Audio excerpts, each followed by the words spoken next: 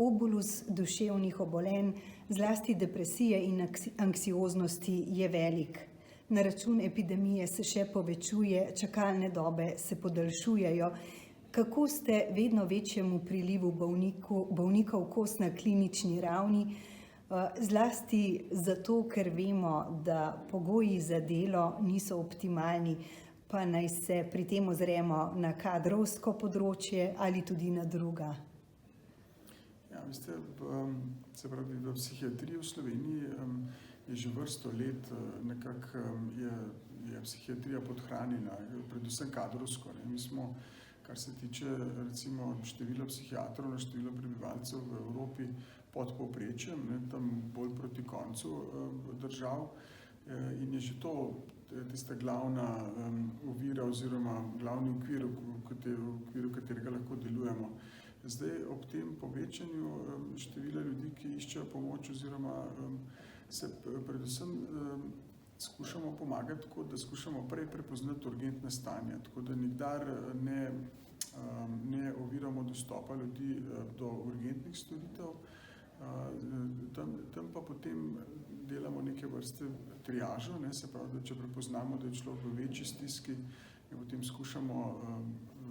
mu skušamo nuditi bolj intenzivno obravnavo, pa druge ljudi pa recimo, pri katerih so neke blažje oblike depresije, pa skušamo usmerjati v različne mreže, ki so nam na voljo v Sloveniji, tako znotraj čist klinične prakse, se pravi bolnišnic, klinik, potem ambulantnih psihiatrov na sekundarni ravni in pa tudi zdaj z razvojem teh skupnostnih storitev duševnega zdravja, ki jih je prinesel nov nacionalni program sprememb duševnega oziroma krepitve duševnega zdravja, ki zdaj poteka.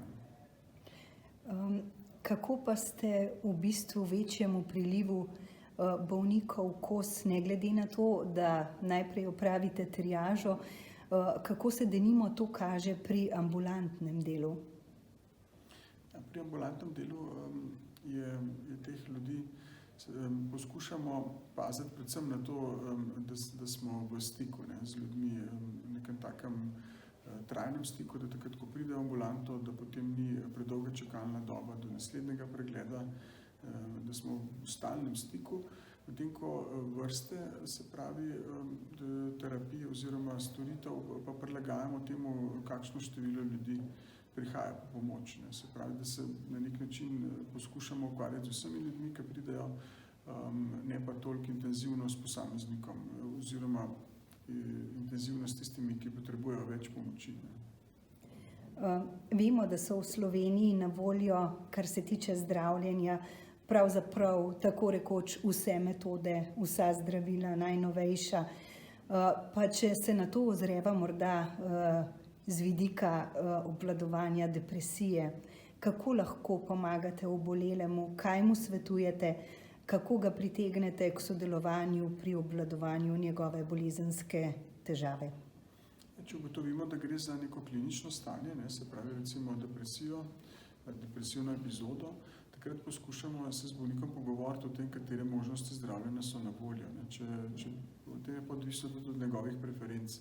Če recimo če mu je bliže to psihoterapevtska obravnava, potem ga poskušamo usmeriti v mrežo psihoterapevtov, ki je nažalost dostopna v večji meri samoplačniško v Sloveniji, ne toliko znotraj javnozdravstvenega sistema, drugače z naše medicinskega vidika, splošne psihiatrije, pa ljudem na neki točki, ko vidimo, da je potrebno, priporočimo, da jemljajo antidepresivna zdravila in potem spremljamo ta potek, uvajamo, pazimo glede stranskih učinkov, če so.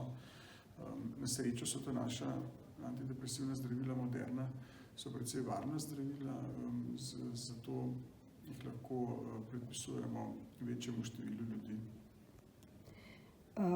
Ob tem bi me zanimalo, do kakšnega razkoraka prihaja takrat, ko ljudem svetujete psihoterapevtsko obravnavo, kajti vemo, da depresija pogosto prizadene tudi posameznike, ki so socialno šibkejši, ki si samoplačniških storitev ne morejo privoščiti. Kaj narediti v takem primeru?